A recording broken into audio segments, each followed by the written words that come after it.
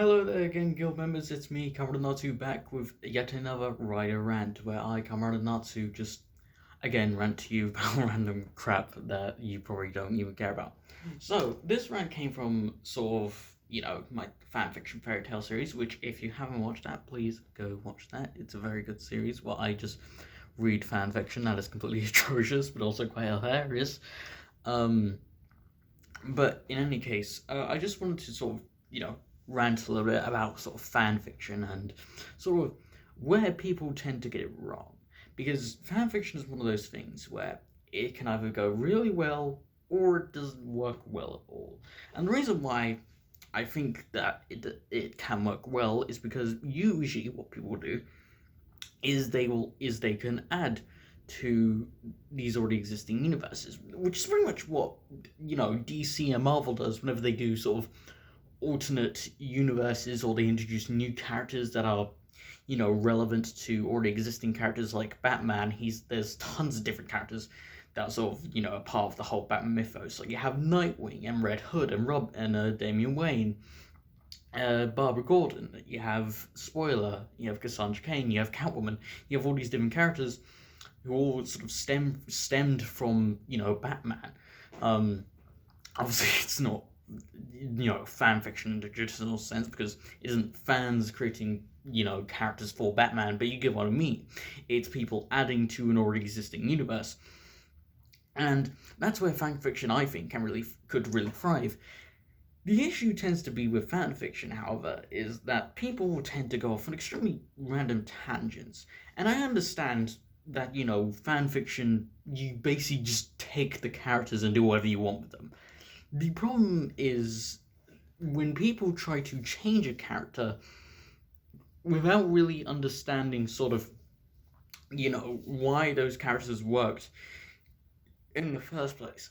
Okay, if you recall, I can't remember if it was the first or the second episode. I think it was the second episode of Fanfiction Fairy Tales, where I was reading the second part of the first chapter of Sonic's Ultimate Harem. Jesus Christ, it's been so long since I said that. Little Sonic, the writer of SUH, he sort of made Sonic this really mature, sort of grown up character, and he did it in a way that just didn't feel natural. It felt like he just made Sonic this way just so that the story made more sense, I guess. Even though this is not really a story, it's just Sonic at the frickin' diner just telling Mario about the old woman he shagged. Which, by the way, by the end of this, it's 360 of them, so let's just say I'm surprised Sonic hasn't got any STDs yet. But in any case, the weird thing is that Little Sonic doesn't seem to understand sort of the purpose of Sonic's character, or at least he doesn't understand why Sonic has sort of this cocky, witty personality to him, why Sonic acts the way he does, why he talks the way he does. Sort of, he seems to make Sonic into he takes Sonic in such a different direction from what he used to be and what Sonic is, to the point where it doesn't feel like it's Sonic. It doesn't feel like this is just someone sort of giving Sonic this character arc and showing sort of this growth into maturity. Because you gotta remember, Sonic is 16 years old, so well, the character is 16 years old. The game franchise as a whole is 30 years old. Also, congratulations on 30 years, Sonic. But in any case, he just takes Sonic in a very different direction than sort of where the character originally was going. Again, I understand that because this is fanfiction, of course Little Sonic has the freedom to do whatever he wants. He has the freedom to sort of take Sonic or Mario or Shadow or Peach into really whatever direction he wants to take them. But in order to do that, you have to do it in a way that feels natural. And I say this because when I was reading Sonic's Ultimate Harem, sort of a while before I sort of came up with fanfiction fairy tales, um, I really was sort of, trying to think to myself, I can't, like, I was trying to, like, I couldn't quite tell if Lil Sonic was 100% serious in thinking that what he was writing was a well structured and good story, because obviously it isn't. It's absolutely atrocious. And again, I'm not trying to insult Lil Sonic as a person. I don't know them, so I don't even know sort of what's going on in their head. But even so, my point still stands that it just didn't really work the way, and because from what I can tell, at least, it seems that Lil Sonic was writing this as like a legitimate story. He wasn't just doing this because people sort of found it funny. Maybe it just didn't hit Little Sonic that the reason people liked Sonic's Ultimate Harem really had nothing to do with the fact that people thought it was a good story. At least I don't think there's anyone who thinks this is a well structured and good story. Again, I could be wrong. I haven't seen any other comments. I'll probably look back on it and just go through some reviews. But in any case, yeah, Little Sonic, he seems to be writing Sonic's Ultimate Harem as if it's, sort of an actual story that is meant to be well written and well structured. And, as I said before, it's just kind of weird. There's a lot of things about this story that just don't make any sense. There's just a few inconsistencies. And again, yes, it's fan fiction. Yes, Little Sonic has the freedom to do whatever he wants and write whatever he wants to write about. But the thing about being a writer is that you have to that if you write something, people will criticize you for it, because people are probably going to say that anyone who dislikes their story is just bullying them. Like, let's talk about sort of kind of like people who criticize or take the mick out of sort of JoJo Siwa or whatever. People are like, oh, you're such a horrible person, how could you joke so much about JoJo Siwa, how could you do... Well, here's the thing, JoJo Siwa openly went to a platform created came to YouTube on her own free will. She essentially did what most people tend to do, which is, put something out to the public and say, hey guys, look at me, give me attention. When you want people to give you attention, you just want people to give you attention. It doesn't matter what age, race, gender, or sexuality you are. If you go online and you post something, you have to be open to criticism. So even if Lil Sonic takes offense to, sort of the negative criticism to Sonic's Ultimate Harem, Little Sonic has to understand that they openly, went to a platform, went to an online platform. They're openly sort of allowing people to criticize their work, meaning that they don't have to like his work, and they can say that his work isn't very well structured. I mean, I'm pretty sure, take Gundam Seed, for example, / Seed Destiny, which is basically just Seed Season 2. Take Gundam Seed and Seed Destiny, for example. That is easily the most controversial part of the entire Gundam franchise. And that's the reason why, is because a lot of people really don't like it. They think it's a bad story, they think Kira is a terrible character, myself included. They just don't think it's very well structured. Yes, of course, it feels bad as a writer when someone tells you that, that we don't like what you wrote, we thought it was bad. Yes, it's sad to see people say that, but at the same time, you have to be open to criticism, and that's why you put out shows, you put out content, you post a video on YouTube. Heck, when I made my rant on Black Clover, right? Someone in the comment section, disagreed with me, but I was open to hearing what they had to say, and they were a pretty decent human being. They weren't sort of telling me, oh, you're wrong or something, whatever. I actually said to them, I really appreciate it, man. You sort of engaging with the conversation, and that's really what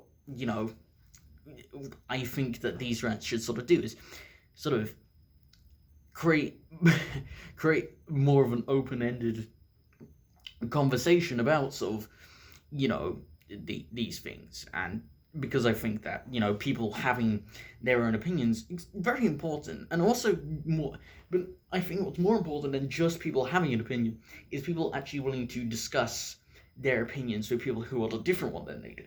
So, for example, let's say let's as you can probably tell from the hoodie, Spider-Man is my favorite superhero. But I understand why most people probably think that, well, Batman is my favorite superhero. So that's completely fine. You have every right to say that Batman is your favorite superhero, and I'm not going to say that you're wrong to think that because you don't because Spider-Man isn't your favorite superhero. That would just be childish. But that's exactly what people do. Is they reduce people's arguments to such a simple thing, which is that, well, you just have a different opinion than me because you're wrong.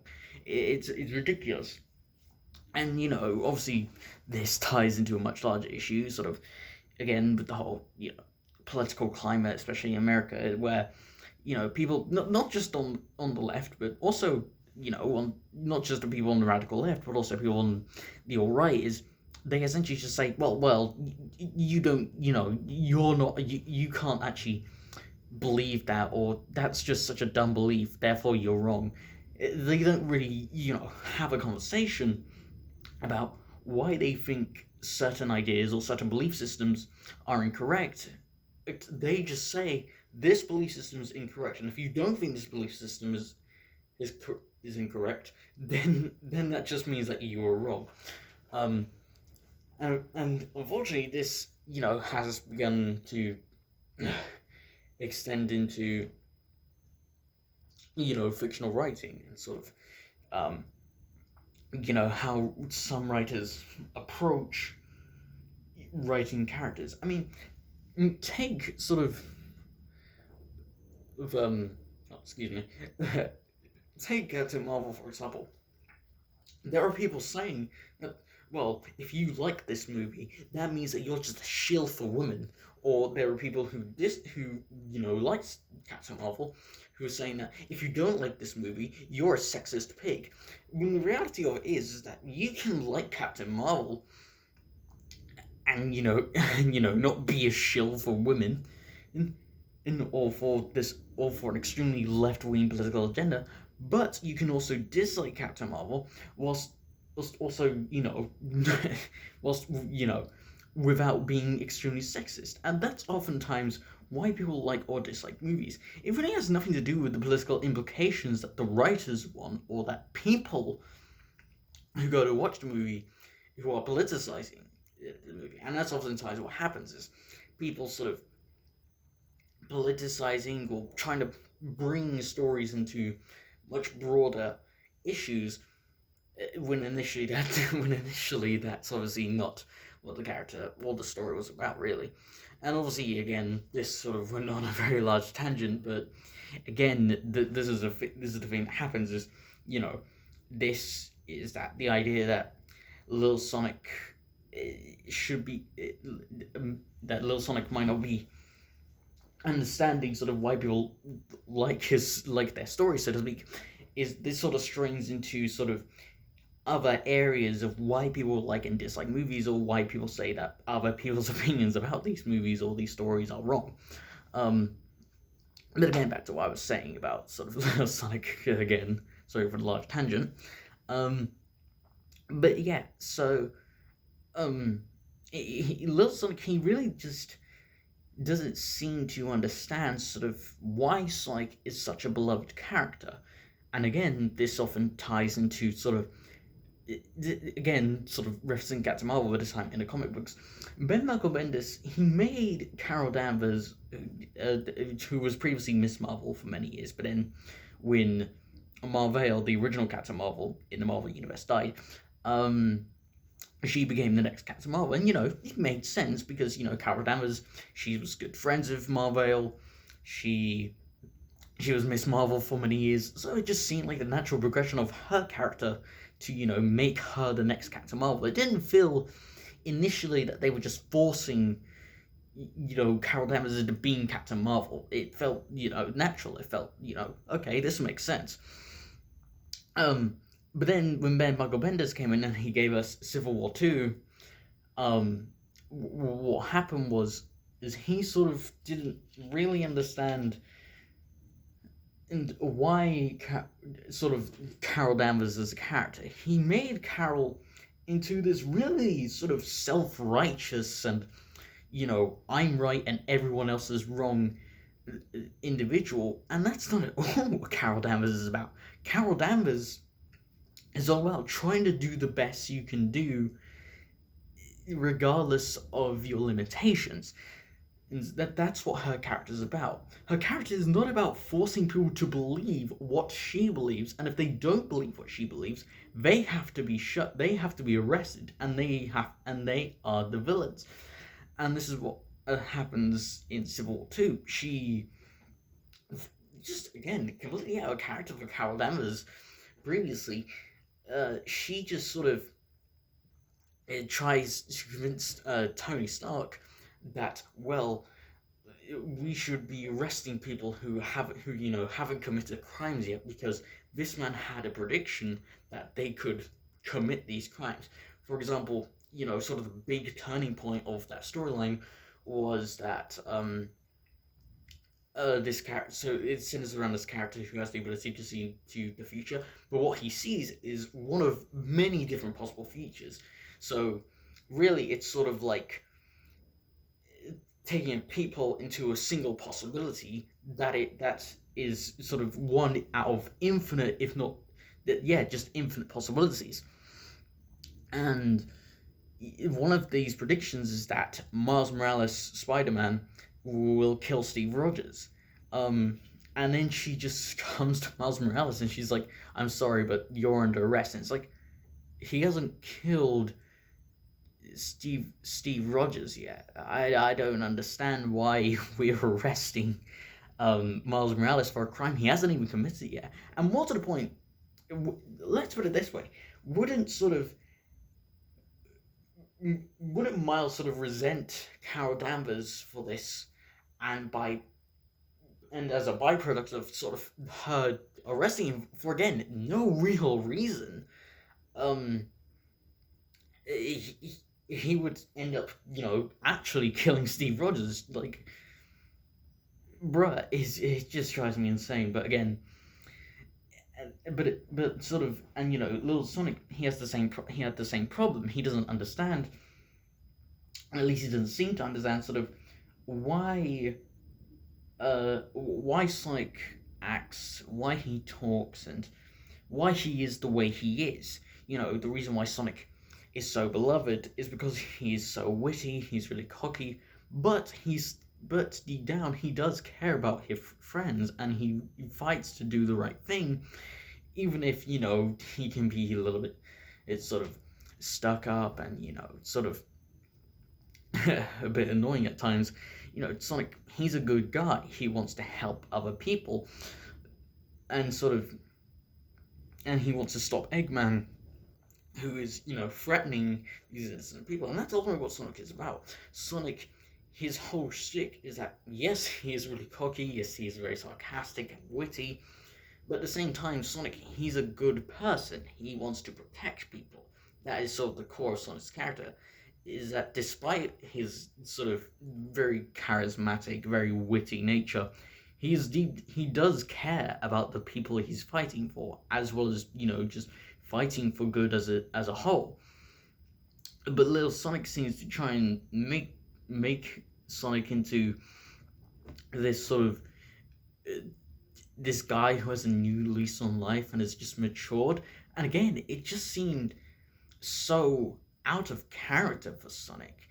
And again, people will say, it's just a fan fiction, Josh. I know it's a fan fiction, and again, little Sonic can do whatever he wants. But the problem is that he did it in a way that was just so, again, just so bizarre. of character.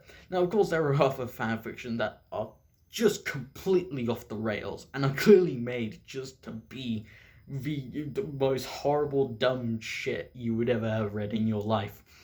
But the difference is that they're doing that purely for the sake of comedy and just to take the mick out of just how ridiculous some fanfictions really are. Because most fanfictions, i.e. Sonic Silver Harem, are extremely, and I mean extremely ridiculous. And so what these other fanfiction writers do is that they sort of make their own fanfictions that are arguably even more ridiculous. But the point is to sort of show sort of the hilarity and just sort of, make light of and throw fire at people who, write these ridiculous fan fictions, but do it, thinking that these are actual good stories. And, it's a really interesting sort of comedic commentary from these writers. It's so yeah, and that's sort of my whole my whole thoughts out there. This was something that I, again, just had on my mind that I sort of thought I'd, rant about for 21 minutes, apparently. But, but again, that's just my opinion. If you have a different opinion, or if, you have something more to add to this conversation, please comment down below what you think about sort of fan fiction and all these sorts of things. Because again, and you don't have to agree with me, again, it's completely fine, but also, keep it civil in the comment. I should have also kept it clear in the, because I did mention it in sort of the description of the last video, or the last rant I did, but I should have said it in the video as well. Obviously, please don't be afraid to, engage in the comment section and, comment what you think about the whole fanfiction situation I just mentioned, or some of the other examples I gave, or anything I talked about in this video. Because again, I'm completely fine. But obviously, again, don't just go in the comments sort of just raging or something. Try to be... Obviously, I'm open to people, engaging with my videos, but again, just try to be civil, that's all you can do. And, I promise I won't be mean about it. I can guarantee that. So, but yeah, that's gonna have to do it for me over here, Girl Moments. I hope you enjoyed this rant, and again, please do comment in the comment section below if you have something more to add, or if you just something to say, or if you want me to rant about something else, please comment that in the comment section down below as well. Of course, if you also enjoyed this video, please give it a like, and if you're not subscribed yet, please subscribe and join the guild. It'll be a very good time for you all. So that's gonna have to do it for me here today, ladies and gentlemen. So I hope you enjoyed this Rider Rant, and of course, I shall see you all in the next guild gathering. Bye bye.